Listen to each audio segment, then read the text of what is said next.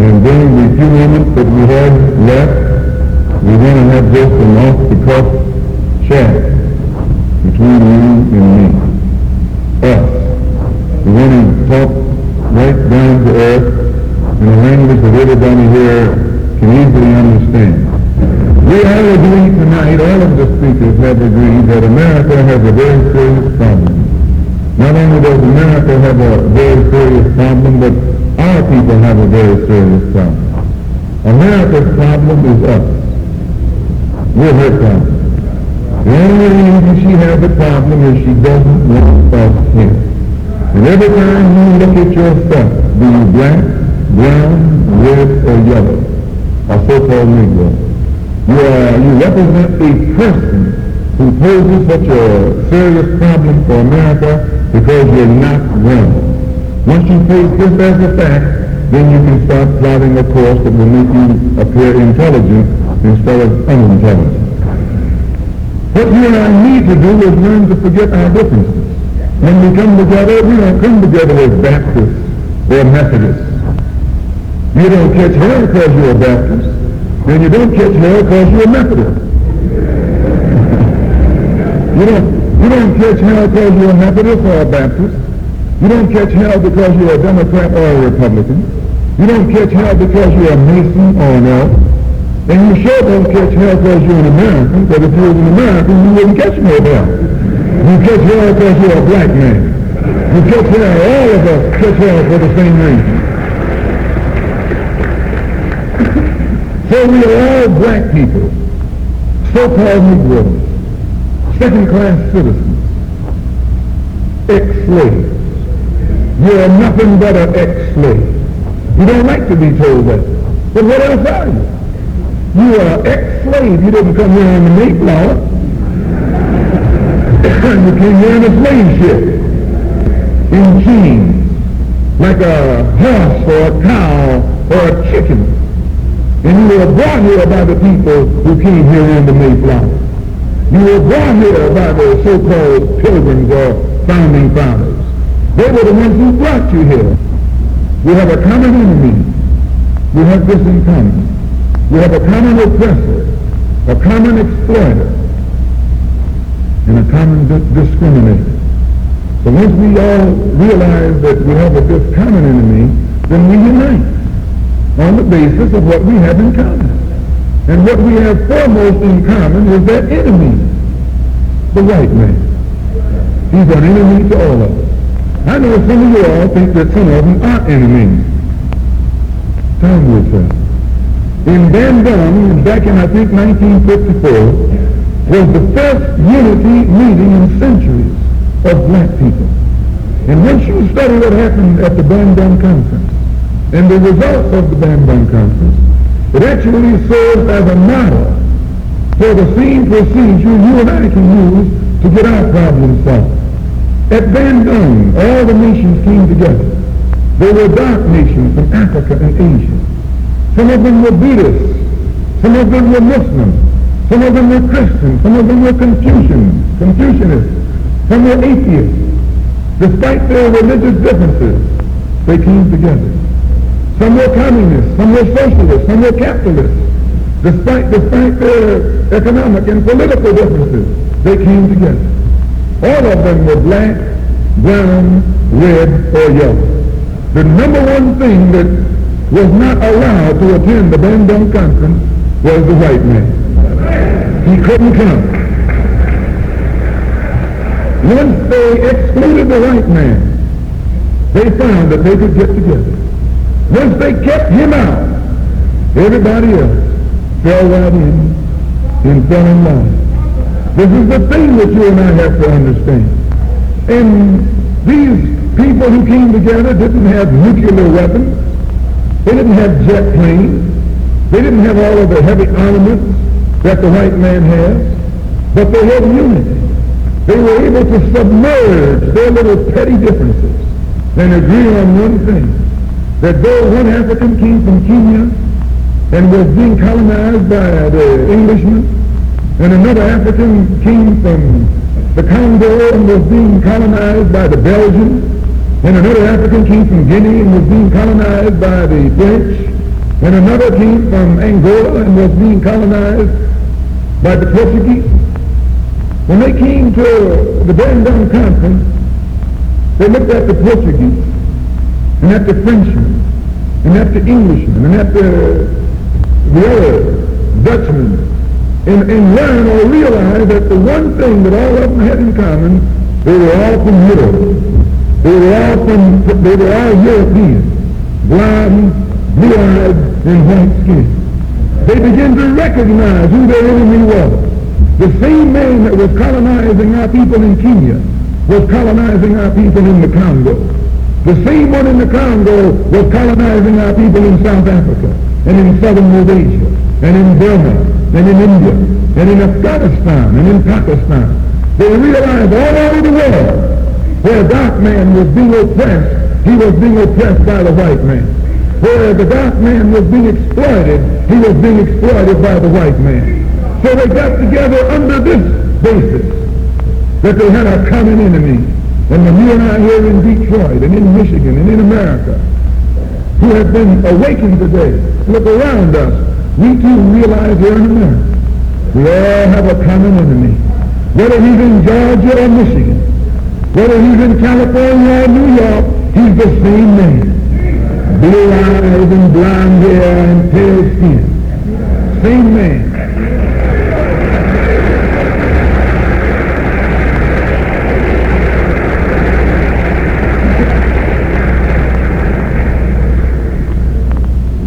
So what we have to do is what they did. They agreed to stop quarreling among themselves.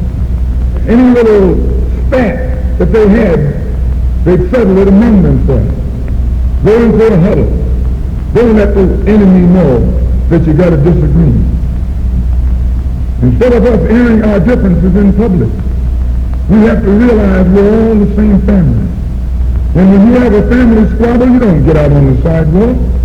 If you do, everybody calls you uncouth, unrefined, uncivilized, savage. If you don't make it at home, you settle it at home. You get in the closet, argue it out behind closed doors. And then when you come out on the street, you pose a common front, a united front. And this is what we need to do in the community, and in the city, and in the state. We need to stop airing our differences in front of the white man. Put the white man out of our meeting, number one. And then sit down and talk shop with each other. That's all you got to do.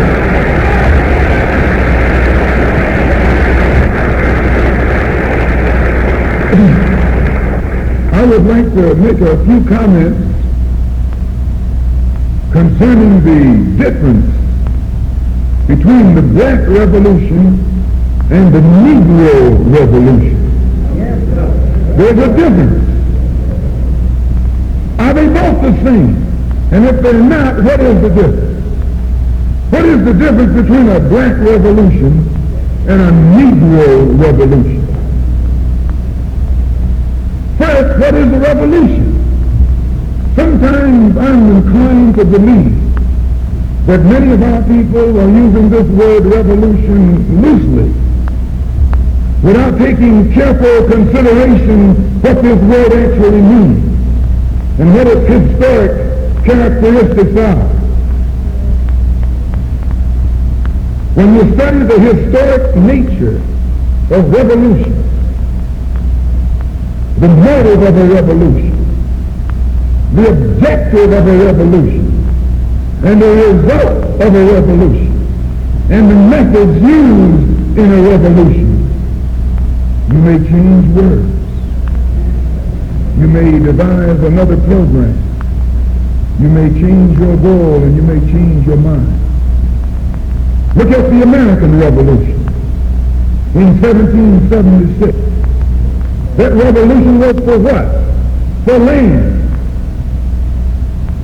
How was it? Why did they want land? Independence. How was it carried out? Bloodshed. Number one, it was based on land. The basis of independence.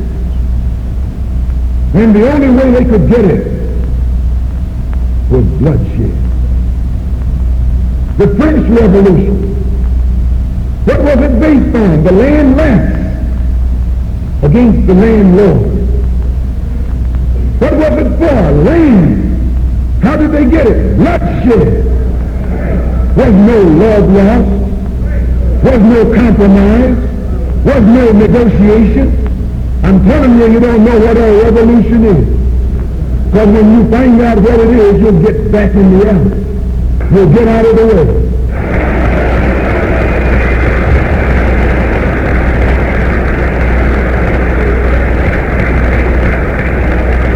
Come on in. The Russian Revolution. What was it based on? Land. The landless against the landlord. How did they bring it about? Bloodshed. You haven't got a revolution that doesn't involve bloodshed. And you're afraid to bleed. I said you're afraid to bleed. Long as the white man sent you to Korea, you bled. He sent you to Germany, you bled. He sent you to the South Pacific to fight the Japanese, you bled. You bleed for white people. But when it comes time for seeing your own churches being bombed and little black girls murdered, you haven't got no blood.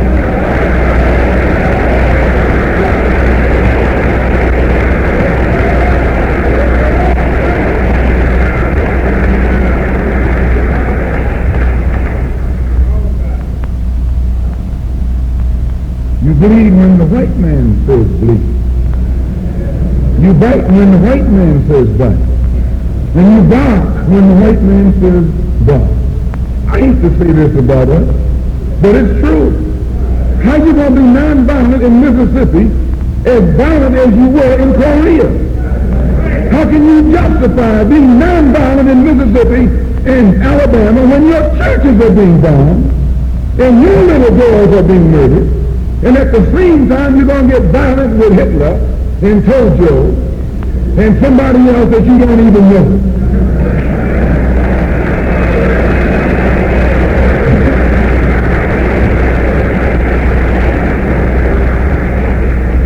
If violence is wrong in America, violence is wrong abroad.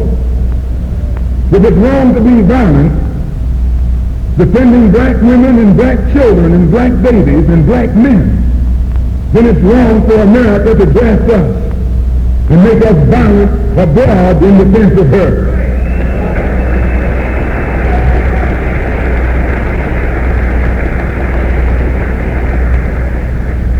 And if it is right for America to draft us and teach us how to be violent in defense of her, then it is right for you and me to do whatever is necessary to defend our own people right here in this country.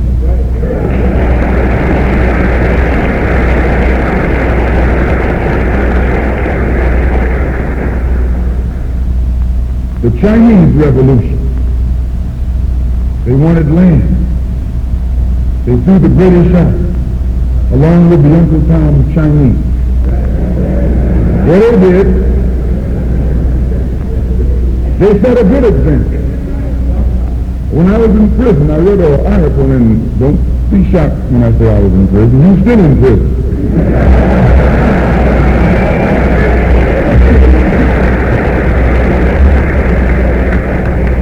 That's what America means, prison. When I was in prison, I read an article in Life magazine showing little Chinese girl, 9 years old. Her father was on his hands and knees, and she was pulling the stripper, because he was an Uncle Tom in China. When they had the revolution over there, they took a whole generation of Uncle Tom, just wiped them out. And within 10 years, that little girl became a full-grown woman. No more Toms in China. And today is one of the toughest, roughest, most feared countries on this earth by the white man, because there are no Uncle Toms over there.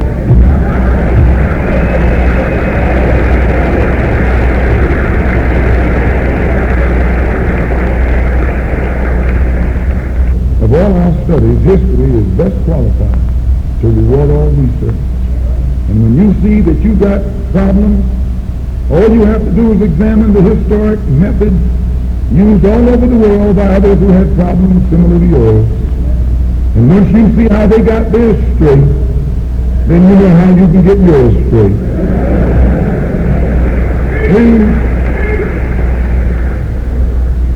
There's been a revolution, a black revolution going on in Africa.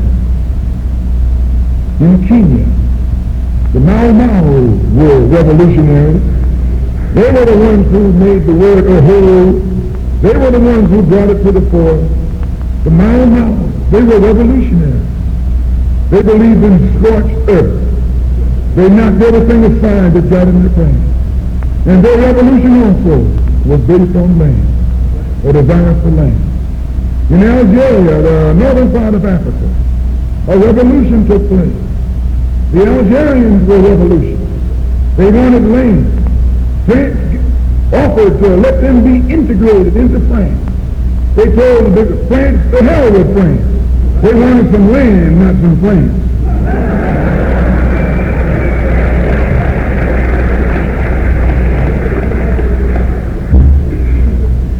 And they engaged in a bloody battle. So I cite these various revolutions, brothers and sisters, to show you, you don't have a peaceful revolution. You don't have a turn the other cheek revolution. There's no such thing as a non-violent revolution. Only kind of revolution that's non-violent is the Negro revolution.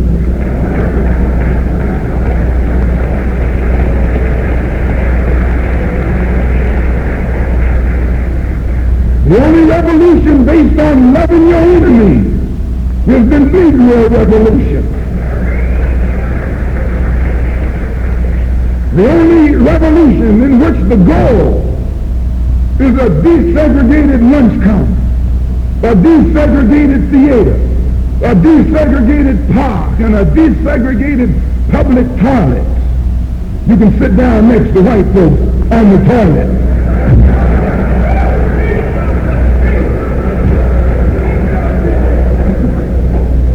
That's no revolution. Revolution is based on land. Land is the basis of all independence. Land is the basis of freedom, justice, and equality. The white man knows what a revolution is. He knows that the black revolution is worldwide, in scope and in nature. The black revolution is sweeping Asia, sweeping Africa. It's rearing its head in Latin America. The Cuban Revolution, that's a revolution. They overturned the system.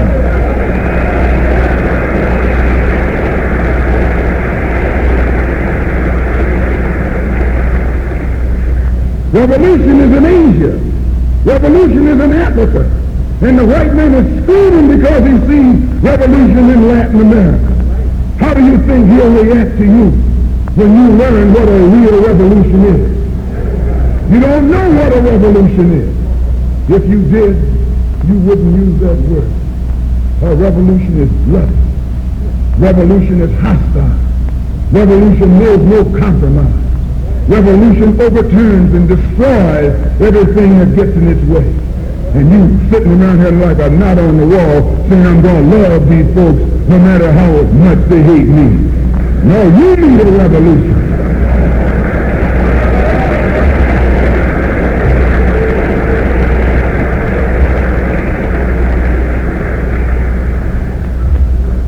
Who ever heard of a revolution where they lock arms, as Reverend Cleave was pointing out beautifully, singing, we shall overcome? Just tell me you don't do that in a revolution. You don't do any singing, you're too busy swinging.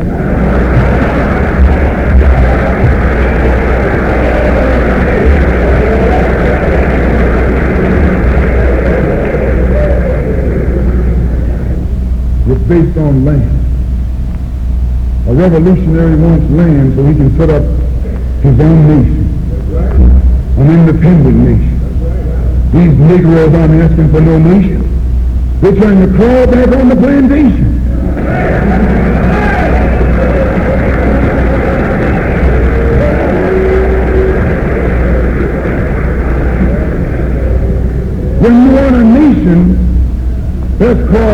nationalism. When the white man became involved in a revolution in this country against England, what was it for? He wanted this land so he could set up another white nation. That's white nationalism. The American Revolution was white nationalism. The French Revolution was white nationalism. The Russian Revolution too, yes, it was white nationalism. You don't think so? Why you think Khrushchev and Mao can't get their heads together? White nationalism. All the revolutions that's going on in Asia and Africa today are based on what? Black nationalism. A revolutionary is a black nationalist. He wants a nation. I was reading some beautiful words by Reverend Cleave pointing out why he couldn't get together with someone else here in the city.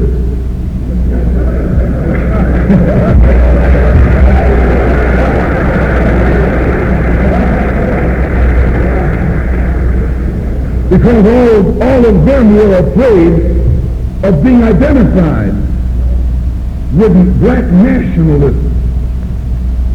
If you're afraid of black nationalism, you're afraid of revolution. And if you love revolution, you love black nationalism.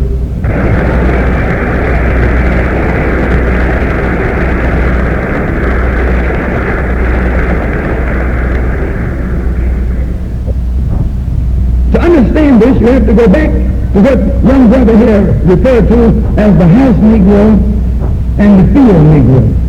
That being slavery. There was two kinds of slaves.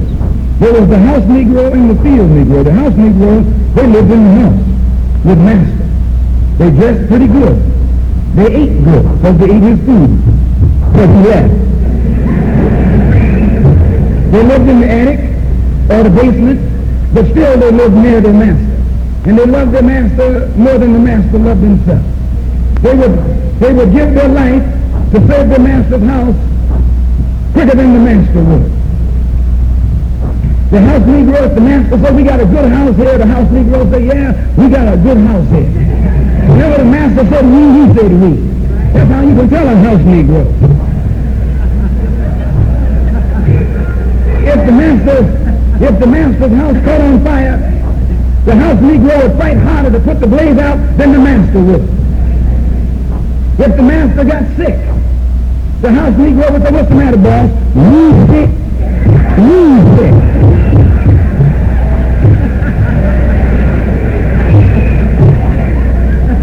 He identified himself with his master more than his master identified with himself. And if you came to the house Negro and said, let's run away, let's escape, let's separate, the house Negro would look at you and say, man, you crazy. What do you mean separate? Where is there a better house than this? Where can I wear better clothes than this? Where can I eat better food than this? That was that house Negro.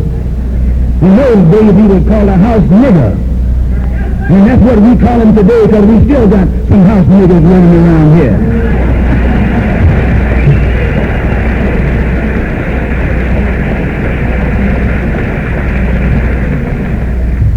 This modern house Negro loves his master. He wants to live near him. He'll pay 3 times as much as the house is worth just to live near his master.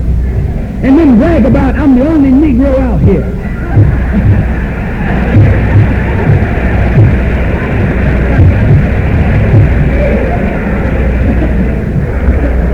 I'm the only one on my job. I'm the only one in this school. You're nothing but a house Negro. And if someone comes to you right now and says, let's separate, you say the same thing that the house Negro said on the plantation. What you mean separate? From America? This good white man? Where you going to get a better job than you get here? I mean, this is what you say.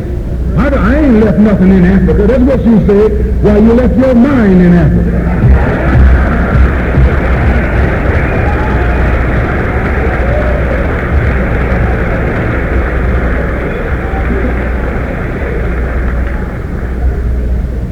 On that same plantation, there was the field Negro. The field Negro, those were the masters. There was always more Negroes in the field than there was Negroes in the house. The Negro in the field caught hell. He ate leftovers. In the house, they ate high up on the hog. The Negro in the field didn't get nothing but what was left of the insides of the hog. They call them chitlins nowadays. In those days, they call them what they were, guts. That's what you were, a gut eater. And some of you all still gut eaters.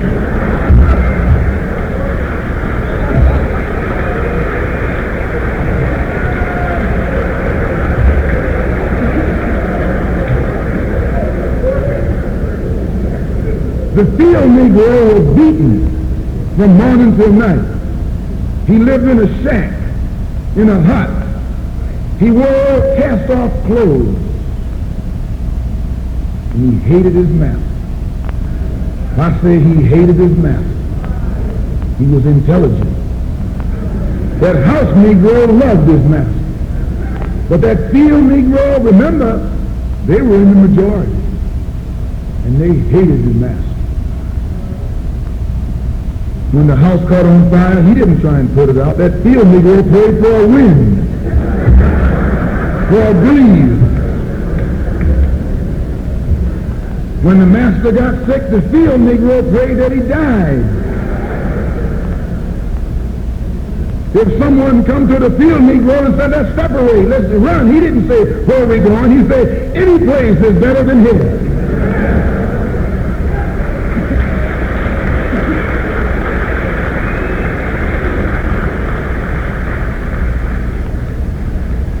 You got field Negroes in America today. I'm a field Negro. The masters are the field Negroes. When they see this man's house on fire, you don't hear these little Negroes talking about our government is in trouble. They say the government is in trouble.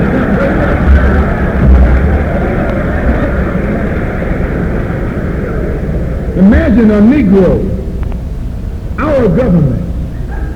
I even heard one say, our astronauts. They won't even let him near the plant. And our astronauts, our Navy, that's a Negro that's out of his mind.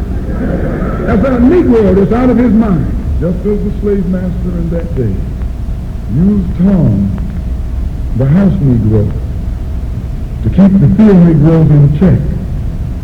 The same old slave master today has Negroes who are nothing but modern Uncle Toms, 20th century Uncle Toms, to keep you and me in check, keep us under control, keep us passive and peaceful and non-violent. That's Tom making you non-violent. It's like when you go to the dentist and the man is going to take your tooth. You're going to fight him when he starts pulling. So they put some stuff in your jaw called Novocaine to make you think they're not doing anything to you. So you sit there and because you got all that Novocaine in your jaw, you suffer peacefully.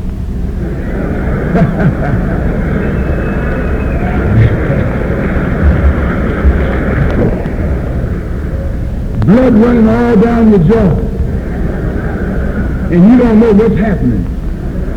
Because someone has taught you to suffer peacefully. The white man do the same thing to you in the street.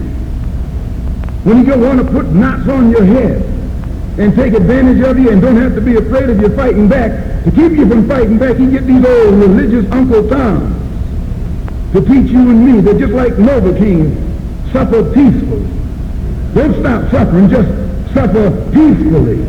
As Reverend Cleave pointed out, let your blood flow in the streets. This is a shame. And you know, he's a Christian preacher. If it's a shame to him, you know what it is to me.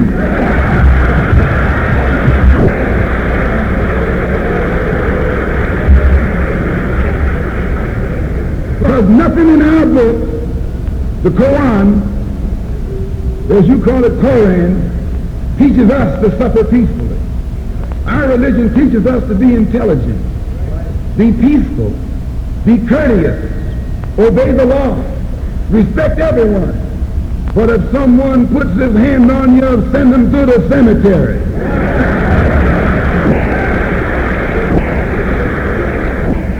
That's a good religion.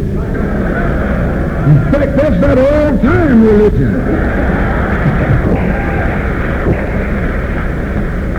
That's the one that Ma and Pa used to talk about. An eye for an eye, and a tooth for a tooth, and a head for a head, and a length for a length. That's a good religion. And then anybody, no one resents that kind of religion being taught but a wolf who intends to make you his meal. This is the way it is with the white man in America. He's a wolf, and you a sheep. Anytime a shepherd, a pastor, teach you and me not to run from the white man, and at the same time teach us don't fight the white man, he's a traitor to you and me. Don't lay down our life all by itself. No. Preserve your life. It's the best thing you got. And if you got to give it up, let it be even Stephen.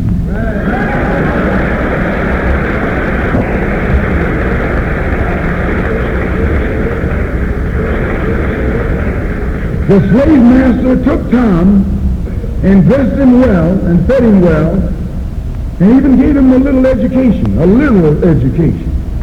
Gave him a long coat and a top hat and made all the other slaves look up to him. Then he used Tom to control them. The same strategy that was used in those days is used today by the same white man. He take a Negro, a so-called Negro, and make him prominent. Build him up. Publicize him. Make him a celebrity. And then he becomes a spokesman for Negroes and a Negro leader. I would like to just mention one thing else quickly, and that is the method that the white man uses, how the white man uses these big guns or Negro leaders against the black revolution. They're not a part of the black revolution. They're used against the black revolution. When Martin Luther King failed to desegregate Albany, Georgia, the civil rights struggle in America reached its low point. King became bankrupt almost as a leader, plus even financially. The Southern Christian Leadership Conference was in financial trouble, plus it was in trouble, period, with the people when they failed to desegregate Albany, Georgia. Other Negro civil rights leaders of so-called national stature became fallen idols. As they became fallen idols, began to lose their prestige and influence,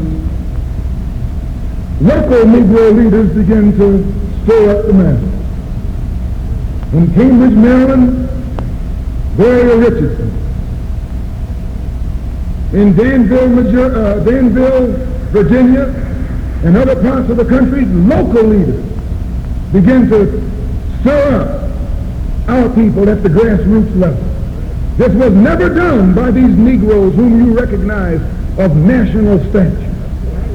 They controlled you, but they never incited you or excited you. They controlled you, they contained you, they kept you on the plantation. As soon as King failed in Birmingham, Negroes took to the streets. King got out and went out to California to a big rally and raised about, I don't know how many thousands of dollars.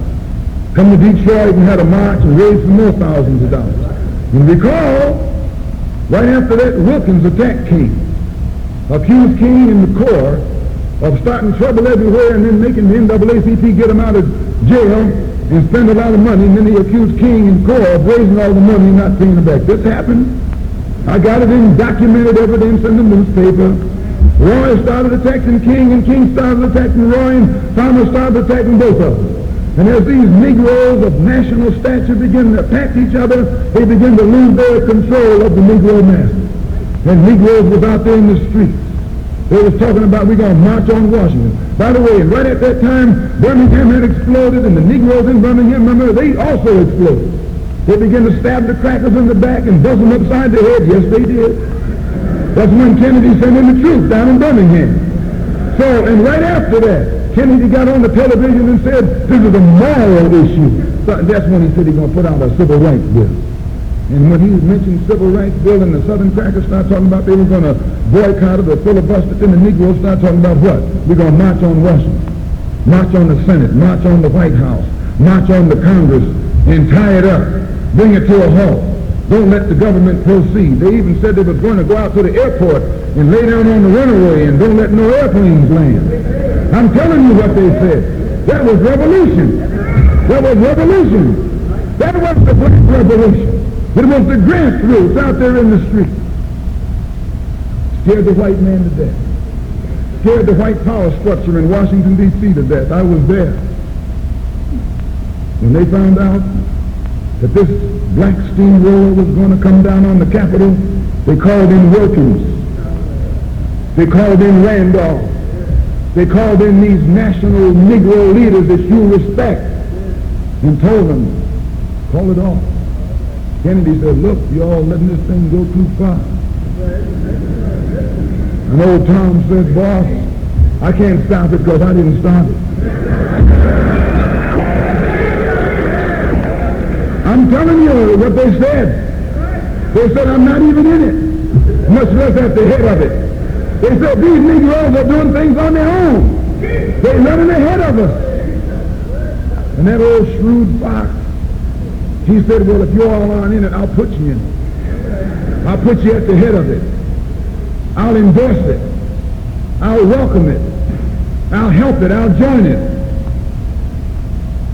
The day a matter of hours went by, they had a meeting at the Carlisle Hotel in New York City. The Carlisle Hotel is owned by the Kennedy family. That's the hotel Kennedy spent the night at 2 nights ago. Belongs to his family. A philanthropic society headed by a white man named Stephen Currier called all the top civil rights leaders together at the Carlisle Hotel and told them that by you all fighting each other, you're destroying the civil rights movement. And since you're fighting over money from white liberals, let us set up what's known as the Council for United Civil Rights Leadership. Let's form this council. And all the civil rights organizations will belong to it. And we'll use it for fundraising purposes. Let me show you how tricky the white man is. And as soon as they got it formed, they elected Whitney Young as the chairman. And who you think became the co-chairman? Stephen Currier, the white man. A millionaire. Powell was talking about it down at the Cobo today. This is what he was talking about. Powell knows it happened. Randolph knows it happened. Wilkins knows it happened. King knows it happened. Every one of that so-called Big Six. They know what happened. Once they formed it, with the white man over it, he promised them and gave them $800,000 to split up between the Big Six. And told them that after the march was over, they'd give them $700,000 more. $1.5 million split up between the leaders that you've been following, going to jail for, crying crocodile tears for, and they're nothing but Frank James and Jesse James and brothers.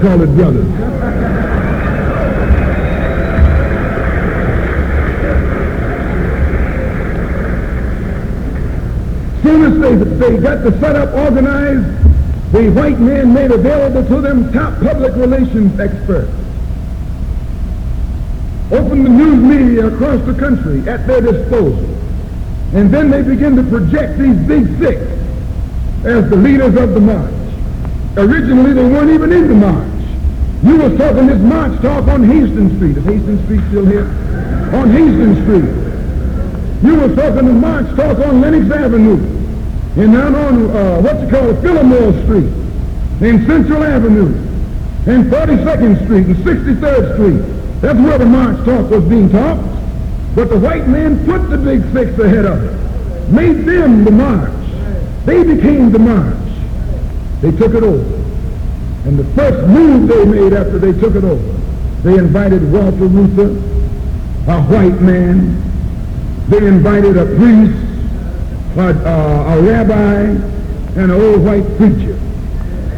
Yes, an old white preacher.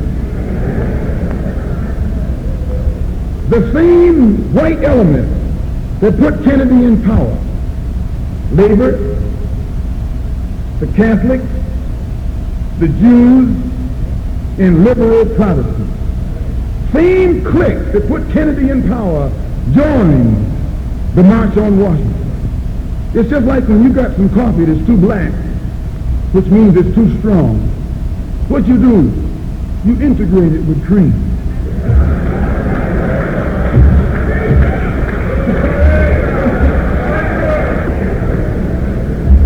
You make it weak. If you pour too much cream in, you won't even know you ever had coffee. It used to be hot, it becomes cool. It used to be strong, it becomes weak. It used to wake you up, now it'll put you to sleep. What they did with the March on Washington, they joined it. They didn't integrate it, they infiltrated it. They joined it, became a part of it. Took it over. And as they took it over, it lost its militancy. They ceased to be angry. They ceased to be hot. They ceased to be uncompromising. Why, it even ceased to be a march. It became a picnic, a circus. Nothing but a circus with clowns and all.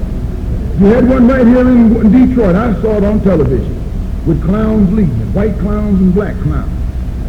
I know you don't like what I'm saying, but I'm going to tell you anyway, because I can prove what I'm saying. If you think I'm telling you wrong, you bring me Martin Luther King and A. Philip Randolph and James Farmer and those other three, and see if they'll deny it over a microphone. No, it was a sellout. It was a takeover. When James Baldwin came in from Paris, they wouldn't let him talk, because they couldn't make him go by the script. Burt Lancaster, what the speech that Baldwin was supposed to make, they wouldn't let Baldwin get up there, because they know Baldwin liable to say anything. They controlled it so tight, they told those Negroes what time to hit town, how to come, where to stop,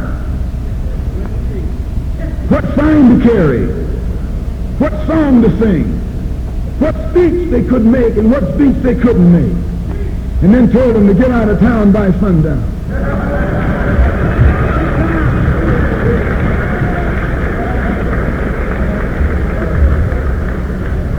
And every one of those towns were out of town by sundown.